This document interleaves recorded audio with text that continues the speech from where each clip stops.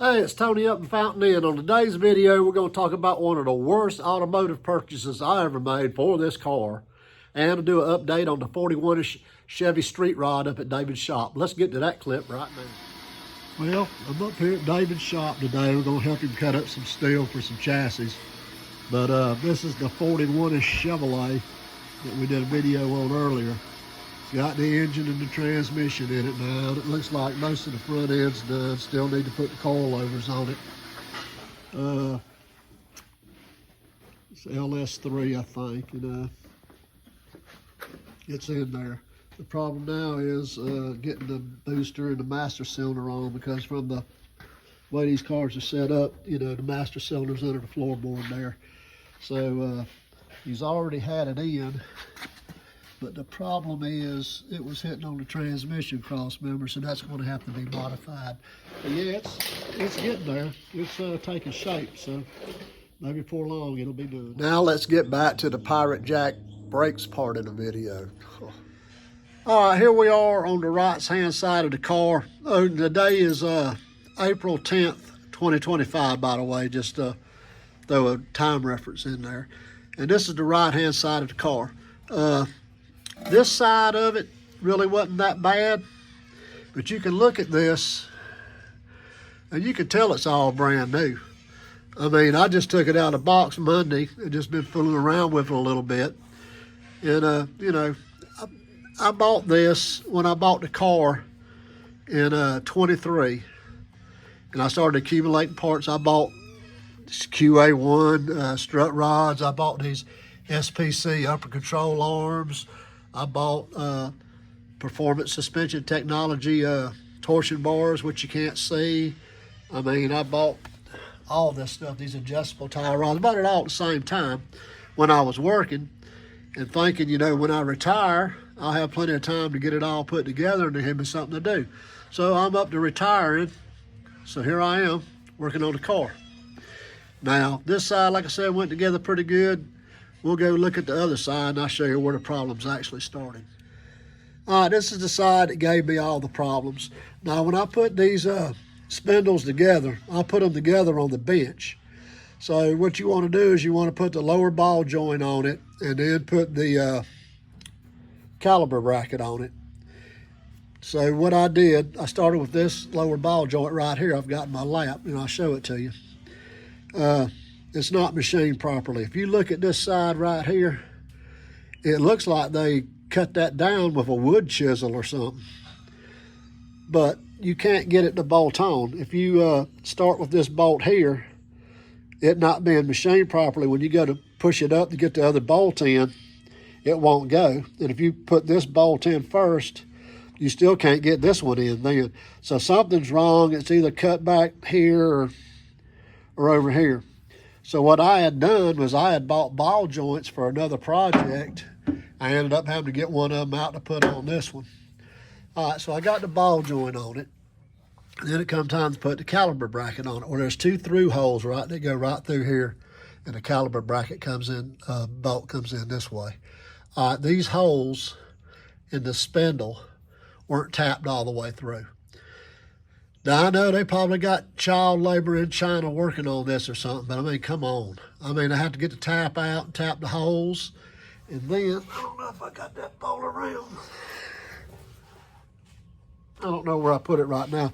But the other bolt like this, the threads on it at the end were all just mangled up. And I tried chasing it with I put a die on it, and I mean, you couldn't even get it to start. It just cranked up those threads at the end. So, I mean, I go buy a bolt. I'm into it for a bolt now, no big deal. I'm into it for a ball joint now. It's starting to add up. But, you know, I got it all together. Now came the time to put the seals in. I mean, you know, build the rotors, put the seals in, the bearings and the seals in it. So let's go over to the table and look at that. Okay, so we're over here now with the rotors, you know, and you want to put the bearings in it and then put the seal on it. Right, so I get the seal, and it's nowhere near going. So I get the measuring on this seal, and this seal is 2 inches, 628 thousandths across there. This bore is 2 inches 400 thousandths. There's no way you're gonna get that in there. I mean, I guess you could slice it and do that, but that wouldn't be right. So I called him yesterday. Yesterday would have been Wednesday. And I said, hey, look, I got the wrong seals here, and trying to explain to him what I was working on. And he said, well, you need, the seal number is 5121.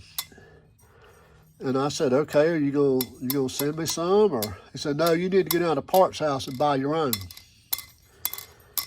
Well, that kind of should have turned me on to what was going to end up happening. So I ordered, nobody around here had them. I'd have to drive all the way up to Greenville, and I wasn't going to go up there that time of day, so I just ordered 2 from my local O'Reilly's down here in Fountain Inn. They were there this morning, so I went by and picked them up, bring them home. They the same seal as this one right here. So I called old boy back, same boy I talked to yesterday, and telling him that the seals were the same. He said, man, I don't know, something's wrong. So I said, well, how can we figure it out? And he said, turn the rotor up on its edge and read me the number off of it. So I did. I flipped it up. There's a number right there. I'm trying to read that number. And he said, oh, it's probably a 5314. He said, that's what you're supposed to have. And I said, well, I can't say for sure what that number is. It's something 14. He said, oh, it's a 5314. What I'll do is I'll go back to the back later on today, and I'll pull one of those out, and I'll measure it, and I'll try to figure out what the problem is. So I'm thinking, that don't sound good. So he hangs up. So I decided, well, I'll just grab this other rotor. And I picked it up. And you can clearly read that one is a 5514. So if we go over to my parts list, this is what I ordered. If you look under rotor, 5314. But I didn't buy the ordinary rotors. I went down and I bought high-performance drilled and slotted rotors. And the number is still 5314. Huh. So I call old boy back. I get a different old boy this time. And I explained to him I just called and talked to this other guy. And we're talking about these rotors. And he said, well, what's your order number? And I said, I don't know. He said, well, how am I supposed to look it up if I don't know your order number? And I said, well, can't you go by my name or email or something? He said, yeah, I guess I could. So he looks it up and he says, well, you ordered those in 2023. And I said, yeah, when I bought the car, I started accumulating parts. And he said, well, we can't do anything if you've had it. You've probably been running them rotors. I mean, you've seen the parts. Here's some more of them. Does it look like I've been running them? I mean, I'm starting to get a little bit perturbed with him now. And the only thing I've done to these is I painted this black so to keep it from getting nasty and rusty and all. But he said, well, you got the wrong rotors. And I said, well, how did I get the wrong rotors? He said, I don't know. Somebody put them in the box. And I said, well, if somebody up there put them in the box, then y'all gonna send me the right rotors and I'll send these back or what? He said, no, we ain't gonna do nothing. And I said, what do you mean you're not gonna do nothing? He said, well, I shouldn't say that. I'll sell you the right rotors if you want them. And I'm thinking, I guess you would. So we kind of exchanged some words, and I didn't get too bad. I normally lose control of something like that, start yelling, but I didn't this morning. I was just like stunned, I guess, that something like this could happen. So I got a couple nice GM rotors now. Somebody needs a GM rotor. I don't know. I might give you a good deal on them because they're not going to work on my car. So that's why I decided to make this video. Hold on 1 minute. There's even more now. Remember, we looked at this parts list. Well, I was fooling around with it and flipped it over, and it was very interesting. It said fit 62 to 72 Mopar B body and 70 to 74 E body. Okay, For the people who don't know Mopars, a B body is a big car or a mid-sized car. It's a Roadrunner, a Charger, a Super B, a Satellite, a GTX, something like that. That's not one of those cars. Okay, the 70 to 74 E-body are your Cudas and your Challengers. I've had a couple Cudas. My brother had a Challenger. That's neither one. That's a Dodge Dart. I don't know. Okay, let's just wrap it up and summarize my experience with Pirate Jack. I don't know what the deal is on it. I can kind of see their point. I bought this stuff in 2023 for this car before I retired. I just retired in March of this year. They were saying, well, you know, you could have been running the stuff and it wouldn't fit, it wouldn't go together. You saw the video. I mean, it's all brand new stuff. I mean, I'm not buying that. But they didn't want to help out. I even said, hey, look, I'm gonna do a video and for YouTube and explain my situation. Oh, go ahead, Tony. Have a good day. I mean, I don't know. I guess my biggest problem is, for almost 25 years, I worked for the aerospace giant, and I know how you handle customers. If you've flown in a commercial airline plane in the last 20 years, it's probably had parts that either myself or some of my co-workers made. And I mean, you feel the thing go down the runway, you flying, I mean, it gets you off the ground, you fly across country or land, and you don't have a hiccup or a hitch or anything. That's because quality control plays a big part on it. Customer satisfaction. I mean, if the aerospace giant, if somebody messed around and sent out the wrong part, well, it could be the right part, but it could just have something simple like the wrong serial number on it that didn't match up. I mean, I've seen them in the past, you know, close the building down and go through routers and everything else and try to figure out how it happened, why it happened, and how to keep it from happening. And I'm not saying that Pirate Jack's going to do the same thing up here, because they probably don't have the manpower. And I mean, if you think about it, on a commercial plane, if you have a problem, you can't pull over and fix it. But now with your Pirate Jack brakes, if you have a problem, are you going to be able to stop the car to pull over and fix it? I mean, I don't know.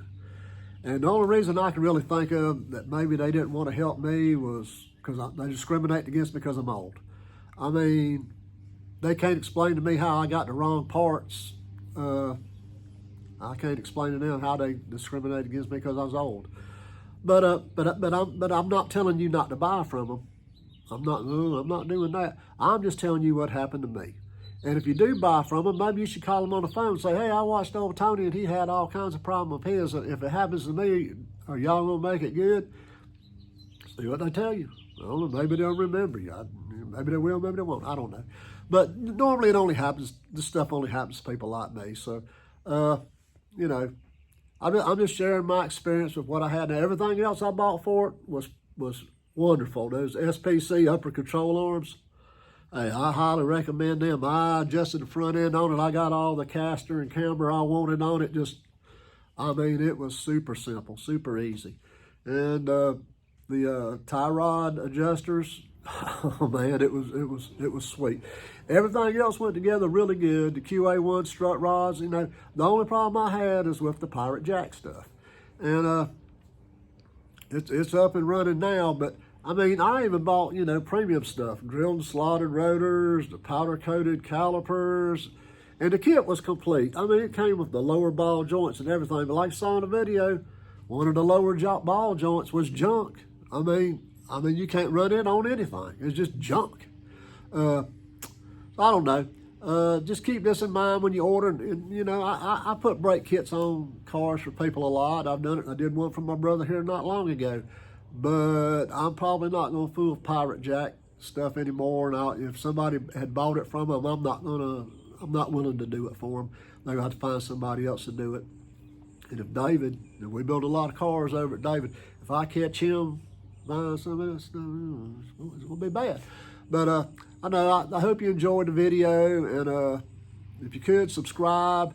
It don't cost you anything. You don't even have to watch the videos. I won't get mad at you. I still love you either way. But it's just trying to help me get. I'm trying to get to 500 subscribers where I can go to this No Names National stuff. And here I'll give you a little, maybe a little bonus here. If you look right back here, right there, 72 Roadrunner sitting right there. I'm supposed to be going to end up with that car, but that's yet to be determined. Well, like I say, I appreciate you watching and have a good day.